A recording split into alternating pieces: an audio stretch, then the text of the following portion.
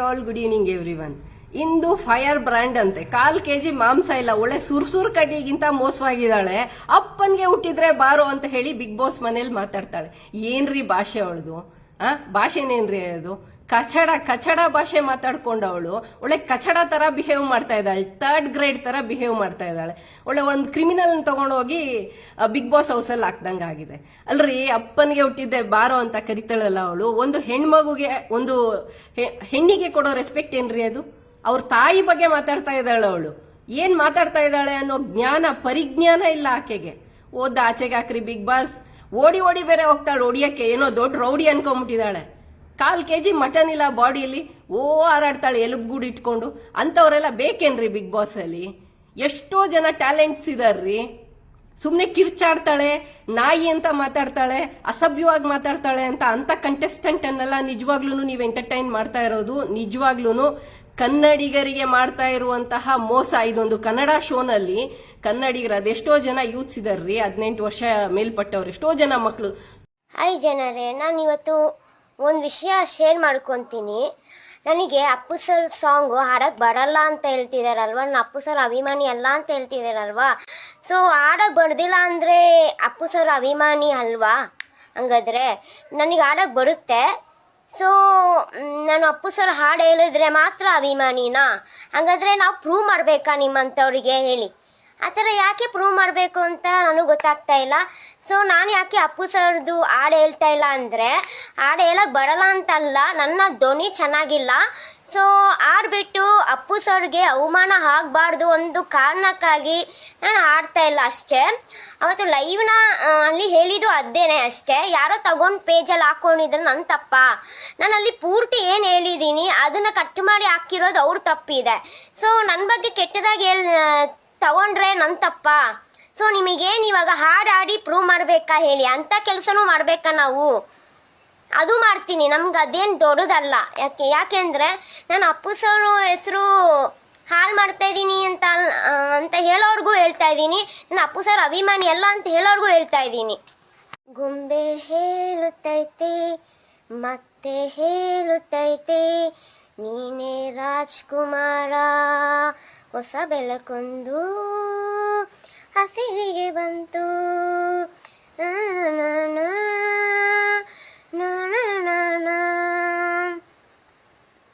Prove ಮಾಡಿದ್ದೀನಿ ನೋಡಿ, ಹಾಡು ಹೇಳಿ ಪ್ರೂವ್ ಮಾಡ್ತಾ ಇದ್ದೀನಿ.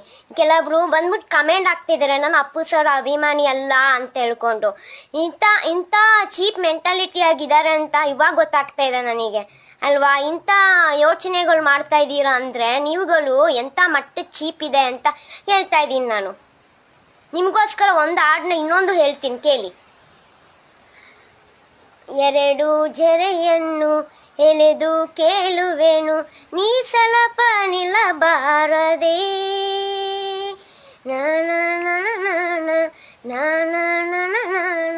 ಸಾಕ, ಇನ್ನು ಬೇಕಾ? ಪ್ರೂವ್ ಮಾಡಬೇಕಾ ಇನ್ನು ನಾನು ಅಪ್ಪು ಸರ್ ಅಭಿಮಾನಿ ಅಲ್ವಾ, ಇದೀನ ಇಲ್ವಾ ಅಂತ? ನಿಮಗೆ ನಿಯತ್ತಾಗಿರೋರು ಕಂಡ್ರೆ ಆಗೋದಿಲ್ಲ ಆಯ್ತಾ? ನಿಜ ಹೇಳ್ತಾ ಇದ್ದೀನಿ, ನಿಯತ್ತಾಗಿರೋರು ಕಂಡ್ರೆ ಆಗೋದೇ ಇಲ್ಲ ನಿಮ್ಮಂಥವ್ರಿಗೆ. ಸೊ ನಾವು ಪ್ರೂವ್ ಮಾಡಬೇಕು ನಾವು ಅಪ್ಪು ಸರ್ ಅಭಿಮಾನಿ ಅಂತ. ಆಡಿಲ್ಲ ಅಂದರೆ ನಾವು ಅಪ್ಪು ಸರ್ ಅಭಿಮಾನಿ ಅಂತ ಅಂತಲ್ಲ ಆಯ್ತಾ? ನಾವು ಅಪ್ಪು ಸರ್ ಅಭಿಮಾನಿನೇ, ಬಟ್ ನಮ್ಮ ಧ್ವನಿ ಚೆನ್ನಾಗಿಲ್ಲ. ನಾವು ಆಡ್ಬಿಟ್ಟು ಅವಮಾನ ಆಗಬಾರ್ದು. ನಮಗೆ ನಗಿದ್ರೆ ಪರವಾಗಿಲ್ಲ ಆಯ್ತಾ, ನಮ್ಮ ಅಪ್ಪು ಸರ್ಗೆ ಯಾರು ಆಡ್ಕೊಂಡು ನಗಬಾರ್ದು ಅಂತ ಉದ್ದೇಶ ನಮ್ಮದು. ನಮ್ಮ ಅಭಿಮಾನಿಗಳು ಅದೇ ಥಿಂಕ್ ಮಾಡೋದು ಆಯ್ತಾ. ಕೆಲವರು ಬಂದ್ಬಿಟ್ಟು ತಲೆ ಇಲ್ದಿರ ಬುಡ ಇಲ್ದಿರ ಮಾತಾಡೋರಿಗೆ ಇವಾಗ ಟಕ್ಕರ್ ಕೊಟ್ಟಿರೋ ಥರ ಆಗಿದೆ. ಮುಟ್ ನೋಡಿ ಕೊಡ್ತೀನಿ, ಬೇಕಿತ್ತ ಇದೆಲ್ಲ ನಿಮಗೆ? ತುಂಬಾ ಚೆನ್ನಾಗಿ ಸೋಷಿಯಲ್ ಮೀಡಿಯಾದಲ್ಲಿ ಆಕ್ಟ್ ಮಾಡ್ತಾ ಇರ್ತಾರೆ ನೋಡ್ರಿ. ಅಕಿಪಿ ಕೀರ್ತಿ ಅಂತ ಒಂದು ಹೆಣ್ಮಗಳು ಯಾವತ್ತಾದ್ರೂ ಒಂದು ಅಸಭ್ಯ ಭಾಷೆ ಮಾತಾಡಿದಾಳ? ಆಕೆ ಹಾಕೊಳ್ರಿ. ಜನರೇ ಅಂತ ಪ್ರೀತಿಯಾಗಿ ಎಂಟರ್ಟೈನ್ ಮಾಡ್ತಾಳೆ. ಹಾಕೊಳ್ರಿ, ಆ ಥರ ಮಕ್ಳನ್ನ ಹಾಕೊಂಡು ಶೋ ನಡೆಸ್ರಿ. ಇವಳು ಯಾರ್ರಿ? ಇವಳು ರೌಡಿ ಎಲಿಮೆಂಟು, ಬರೀ ಬಾಯಲ್ಲಿ ಮಾತ್ರ. ಆ ಥರ ಒಂದು ಎಲಿಮೆಂಟ್ ಇಟ್ಕೊಂಡು ನೀವು ಶೋ ನಡೆಸ್ಬೇಕೇನ್ರಿ? ತುಂಬಾ ಒಂಥರ ವರ್ಸ್ಟ್ ಆಗೋಗ್ತಾ ಇದೆ. ಸುದೀಪ್ ಅಂತ ಅವರು ಮೇರು ನಟ, ಪಾಪ ಅವರು ಇಂಥ ಶೋನ ನಡೆಸ್ಕೊಡ್ತಾ ಇದ್ದಾರೆ ಅಂದ್ರೆ ನಮಗೆ ಬೇಜಾರು ಅನ್ಸತ್ತೆ. ಏನಕ್ರಿ ನೀವು ಈ ತರ ಮಾಡ್ತೀರಿ? ನೈತಿಕತೆ ಬೇಕ್ರಿ ಸ್ವಲ್ಪ ಆದ್ರೂ. ಆಚೆಗೆ ಹಾಕ್ರಿ ಆ ಕಂಟೆಸ್ಟೆಂಟ್ನ. ಅಪ್ಪನ್ಗೆ ಹುಟ್ಟಿದ್ರೆ ಅನ್ನೋ ಮಾತಾಡ್ತಾಳಲ್ಲ ಅವಳು. ಹೆಣ್ಮಕ್ಳಿಗೆ ತಾಯಂದಿರಿಗೆ ಕೊಡೋ ಗೌರವನೇನ್ರಿ ಅದು? ಕಚಡ ಚೈತ್ರ ಕುಂದಾಪುರ ಅಂತ ಹೇಳ್ತೀನಿ ನಾನು. ಈ ವಿಡಿಯೋ ವೈರಲ್ ಆಗಬೇಕು, ಜೊತೆಗೆ ಕಲರ್ಸ್ ಕನ್ನಡಗೆ ರೀಚ್ ಆಗ್ಬೇಕು. ಫಸ್ಟ್ ಆಕೆ ಆಚೆ ಕಳಿಸಿ, ಬೇರೆಯವರೆಲ್ಲ ಮಾತಾಡಿ ಸರಿ ಮಾಡ್ಕೊಳ್ಳಿ. ಎಲ್ಲ ರೌಡಿಸಮ್ ಶುರು ಹೊತ್ಕೊಂಡ್ಬಿಟ್ಟಿದ್ದಾರೆ. ಅವ್ರು ಜಗದೀಶ್ ಏನೋ ಮಾಡ್ತಾ ಇದ್ದಾರೆ, ಅವ್ರಿಗೆ ಎಷ್ಟು ಗೊತ್ತಿದೆ ಅಷ್ಟು ಆಕ್ಟ್ ಮಾಡ್ತಾ ಇದ್ದಾರೆ, ಅವರು ಚೆನ್ನಾಗಿ ಎಂಟರ್ಟೈನ್ ಮಾಡ್ತಾ ಇದ್ದಾರೆ. ಕರ್ನಾಟಕದ ಕ್ರಶ್ ಆಗಿದ್ದಾರೆ ಇವತ್ತು. ಯಾವುದೇ ಫಿಲಂ ಇಂಡಸ್ಟ್ರಿಯಲ್ಲಿ ಇದ್ದವರಲ್ಲ, ಅವ್ರ ಟ್ಯಾಲೆಂಟ್ ನೋಡಿ ಹೊಟ್ಟೆ ಉರ್ಕೊಂಡು ಈ ರೇಂಜ್ಗೆ ರೊಚ್ಚಿಗೆದಿದಾರಲ್ಲ ಉಳ್ದ ಕಂಟೆಸ್ಟೆಂಟ್ಸ್. ನಾಚಿಕೆ ಆಗ್ಬೇಕು ನಿಮ್ಗೆ. ಅವ್ರ ಜೊತೆ ಸೇರ್ಕೊಂಡು ಕಂಟೆಂಟ್ ಕ್ರಿಯೇಟ್ ಮಾಡಿ ನೀವು ಗೆಲ್ಲಕ್ ಪ್ರಯತ್ನ ಪಡ್ರಿ. ಏನ್ರಿ ಇದು ಕಚಡ ಜಗಳ? ಬಿಗ್ ಬಾಸ್ ಹೌಸ್ ಒಳ್ಳೆ ಸ್ಲಮ್ ತರ ಆಗ್ಬಿಟ್ಟಿದೆ. ನಿಜವಾಗ್ಲೂ ಹೇಳ್ತಾ ಇದ್ದೀನಿ, ದೊಡ್ಡವರು ಚಿಕ್ಕವರು ಎಲ್ಲ ಕುತ್ಕೊಂಡು ನೋಡೋ ಅಂತ ಶೋ ಅಂತೂ ಖಂಡಿತ ಅಲ್ಲ. ಸುದೀಪ್ ಸರ್, ನಿಮಗೆ ನಾನು ನೇರವಾಗಿ ಹೇಳ್ತಾ ಇದ್ದೀನಿ, ಆ ಚೈತ್ರಾ ಕುಂದಾಪುರನ್ ಫಸ್ಟ್ ಆಚೆಗೆ ಹಾಕಿ. ಅವಳಿಗೆ ಹೆಸರೇನ್ ಗೊತ್ತಾ? ಎಲ್ಲರೂ ಚೈನ್ ಕಳ್ಳಿ ಅಂತ ಕರೀತಾರೆ ನಮ್ಮ ಡಿಸ್ಟಿಕ್ ಅಲ್ಲಿ, ಕರಾವಳಿ ಭಾಗದಲ್ಲಿ. ನಾನು ಇವತ್ವರೆಗೂ ಒಂದು ಹೆಣ್ಮಗಳಲ್ವಾ ಪಾಪ ಏನೋ ಕಷ್ಟದಲ್ಲಿ ಇರ್ಬೋದು ಅನ್ಕೊಂಡು ನಾನು ಅವಾಯ್ಡ್ ಮಾಡ್ತಾ ಇದ್ದೆ. ಆಕೆ ಬಗ್ಗೆ ಯಾವತ್ತೂ ಮಾತಾಡಿರ್ಲಿಲ್ಲ, ಸಿದ್ಧಾಂತಗಳು ಬೇರೆ ಇದ್ರು ಕೂಡ ಯಾವತ್ತೂ ಮಾತಾಡಿರ್ಲಿಲ್ಲ. ಆದ್ರೆ ಇವತ್ತು ಅವಳು ಅಂದಿರೋ ಮಾತು, ಅಪ್ಪನ್ಗೆ ಹುಟ್ಟಿದ್ರೆ ಬಾರೋ ಅಂತಾಳಲ್ಲ, ನಾನ್ ಸಾಕು ಗಂಡಸ್ರು ಯಾಕೆ ಅಂತ ಬೇರೆ ಮಾತಾಡ್ತಾಳಲ್ಲ. ಏನ್ ಅಸಹ್ಯ ರೀ! ಹೆಣ್ಮಕ್ಳಿಗೆ ನೋಡಕ್ಕಾಗತ್ತೇನ್ರಿ ಆ ಕಾರ್ಯಕ್ರಮ? ಛೀ, ಬಾರಿ ಅಸಹ್ಯ ಅನಿಸ್ತಾ ಇದೆ. ಕಲರ್ಸ್ ಕನ್ನಡ ಬೇಗ ಆಕೆ ಆಚೆ ಕಳಿಸಿ ನಿಮ್ ಶೋದು ಮಾನ ಮರ್ಯಾದೆ ಉಳಿಸ್ಕೊಳ್ಳಿ. Thank you for watching this video. Please share the video.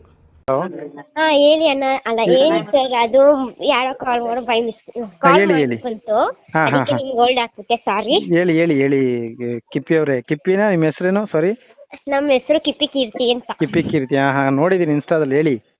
ನನಗೆ ಎಂತ ಅಂದ್ರೆ ನಿಮ್ನ ಮುಂಚೆಯಿಂದ ನೋಡಿದೀನಿ. ನಾನ್ ಟ್ರೆಂಡ್ ಆಗಕ್ಕಿಂತ ಮುಂಚೆನೆ ಗೊತ್ತು ನನಗೆ ನೀವು. ಓಕೆ. ನೀವು ಒಂದ್ ಅಜ್ಜಿನ ಹಿಡ್ಕೊಂಡು, ಅಜ್ಜಿ ಹೆಸರು ಗೊತ್ತಿಲ್ಲ ನಂಗೆ. ಅವ್ರನ್ನ ಹಿಡ್ಕೊಂಡು ಅಜ್ಜಿ. ಅಜ್ಜಿನ ಹಿಡ್ಕೊಂಡು ನೀವು, ಅದೇ ಗೊತ್ತಾಯ್ತು. ಅಜ್ಜಿನ ಹಿಡ್ಕೊಂಡು ನೀವು ತುಂಬಾ ವಿಡಿಯೋ ಮಾಡ್ತೀವಿ. ಅದು ನೋಡಿ ನಾನು ತುಂಬಾ ಅಪ್ರಿಸಿಯೇಟ್ ಮಾಡಿದ್ದೆ, ಮತ್ತೆ ತುಂಬಾ ನಾನು ಶೇರ್ ಕೂಡ ಮಾಡಿದ್ದೆ. ನನ್ ಫ್ರೆಂಡ್ಸ್ ಆಗ್ಲಿ ಯಾರಿಗಾದ್ರೂ ಶೇರ್ ಕೂಡ ಮಾಡಿದ್ದೆ. ನಂಗೆ ತುಂಬಾ ಇಷ್ಟ ಆಗ್ತಿತ್ತು. ನೋಡಿ, ಇಂಥವ್ರಿಗೆ ಸಹಾಯ ಮಾಡ್ಬೇಕು. ಯಾರ್ಯಾರಿಗೋ ನಾವ್ ಏನೇನೋ ಮಾಡ್ತೀವಿ, ಇಂಥವ್ರಿಗೆ ಮಾಡ್ಬೇಕು ಅಂತ ನನ್ಗೆ ನಿಮ್ನ ನೋಡಿಬಿಟ್ಟೆ ನನಗೆ ಅನ್ಸಿದ್ದು. ಇಂಥ ಒಳ್ಳೆ ಕೆಲ್ಸ ಮಾಡ್ತಾ ಇದಾರೆ. ಅಟ್ಲೀಸ್ಟ್ ಅವರು ನೀವು ರಿಯಾಲಿಟಿ ಆಗಿದ್ದೀರಾ ಸರ್. ನಿಜ ಹೇಳ್ತೀನಿ, ಬೇರೆಯವ್ರಾಗಿದ್ರೆ ಏನೋ ತೋರ್ಸ್ಕೊಂತಾರೆ. ನೀವಲ್ಲ, ನೀವು ರಿಯಾಲಿಟಿ ಇದೀರಾ. ಅದಕ್ಕೆ ನನಗೇನಾದ್ರು ಸಣ್ಣದೇನಾದ್ರು ಆಯ್ತಂದ್ರೆ ನಾನು ನಿಮ್ಗೆ ನಿಜವಾಗೂ ಸಹಾಯ ಮಾಡ್ತೀನಿ ಸರ್. ನಾನ್ ಬರ್ಬೇಕಂತ ನೆನ್ನೆ ಕೂಡ ನಮ್ಮ ಅಮ್ಮನ ಹತ್ರ ಹೇಳ್ತಿದ್ದೆ. ನೀವು ನನಗೆ ನೆನ್ನೆ ನೀವು ಅವತ್ತು ಮೆಸೇಜ್ ಹಾಕಿದ್ರು, ನನ್ನ ಅಮ್ಮನ್ ಕೂಡ ಹೇಳಿದೆ, ಅಮ್ಮ ನೋಡಿ ಅವ್ರು ನಾನ್ ಯಾರೋ ಅವ್ರು ಯಾರೋ, ಅವ್ರು ಎಷ್ಟು ಫೇಮಸ್ ಇದ್ದಾರೆ, ಅವ್ರು ನನಗ್ ಮೆಸೇಜ್ ಹಾಕಿದ್ದಾರೆ. ಯಾಕೆ ಮೆಸೇಜ್ ಮಾಡಿದೆ ಅಂದ್ರೆ ನಿಮ್ದು ಮನೆ ತೋರ್ಸುದ್ರಿ ನೀವು. ನೀವು ನಮ್ಮ ಮನೆ ಹೀಗಿದೆ, ನಾವು ನಮ್ಗೆ ಅಪ್ಪ ಇಲ್ಲ, ಯಾರು ಇಲ್ಲ, ನೋಡ್ಕೊಳ್ಳೋರಿಲ್ಲ, ಯಾರು ಇಲ್ಲ ಅಂತಿಲ್ಲ, ಫ್ಯಾಮಿಲಿ ಇದಾರೆ. ಬಟ್ ಎಂತ ಅಂದ್ರೆ ಅಷ್ಟಕ್ಕೆ ನಾನು ಸುಳ್ಳೆ ಅಂತ ಹೇಳ್ತಾ ಇಲ್ಲ. ನಂಗೆ ಫ್ಯಾಮಿಲಿ ಇದಾರೆ, ಬಟ್ ಅಂದ್ರೆ ಕುಟುಂಬದಲ್ಲಿ ನಮ್ನ ಯಾರು ಗೇರ್ ಮಾಡಲ್ಲ, ಅವಮಾನ ಮಾಡಿರೋದು ಜಾಸ್ತಿ. ಬಟ್ ಅವ್ರ ಮುಂದೆ ನಾನ್ ಟಕ್ಕರ್ ಕೊಡಕ್ಕೋಸ್ಕರ, ಮತ್ತೆ ನಮ್ಮಂತ ಎಷ್ಟೊಂದ್ ಬಡವ ಕುಟುಂಬ ಆಗ್ಲಿ, ನಮ್ ತರ ಎಷ್ಟೊಂದ್ ಕುಳುಕಿರೋರು ತುಂಬಾ ಇದಾರೆ ಪ್ರಪಂಚದಲ್ಲಿ. ನೀವು ನಾನು ತುಂಬಾ ವಿಡಿಯೋಸ್ ನಿಮ್ಮ ವಿಡಿಯೋ ನಾನು ನೋಡಿದೀನಿ, ಆಯ್ತಾ? ನೀವ್ ಯಾವಾಗ್ಲೂ ಹೇಳ್ತಿರ್ತೀರ ನಾನು ತುಂಬಾ ಚೆನ್ನಾಗಿಲ್ಲ, ಆಮೇಲೆ ನಾನು ಕುಳ್ಳಿಗಿದ್ದೀನಿ, ಆಮೇಲೆ ಹಾಗೆ ಹೀಗೆ ಅಂತ ನನ್ಗೆ ಕೆಟ್ಟದಾಗ ಮೆಸೇಜ್ ಮಾಡ್ತಾರೆ ಅಂತ. ಯಾವಾಗ್ಲೂ ನೋಡಿ, ನಿಮ್ಮ ಮನಸ್ಸು ತುಂಬಾ ಪರಿಶುದ್ಧವಾಗಿದೆ. ನಿಮ್ಮ ಮಾತಲ್ಲಿ ಬರೋ ಪ್ರತಿಯೊಂದು ಮಾತು ತುಂಬಾ ಚೆನ್ನಾಗಿ ಅರ್ಥಪೂರ್ಣವಾಗಿದೆ, ಅರ್ಥ ಆಯ್ತಾ? ಆಮೇಲೆ ನಿಮ್ಗೆ ತುಂಬಾ ಕಷ್ಟ ಕೊಟ್ಟಿದ್ದಾನೆ ಅಂತ ನೀವು ಬೇಜಾರ್ ಮಾಡ್ಕೋಬೇಡಿ. ನೀವು ಇವತ್ತು ಅಷ್ಟು ಕಷ್ಟ ಅನುಭವಿಸಿದ್ದಕ್ಕೆ ಕರ್ನಾಟಕದ ಜನ ನಿಮ್ಮನ್ನ ಇಷ್ಟ ಪಡೋ ರೀತಿಯಲ್ಲಿ ನಿಮ್ಗೆ ಭಗವಂತ ಆಶೀರ್ವಾದ ಮಾಡಿದಾನೆ.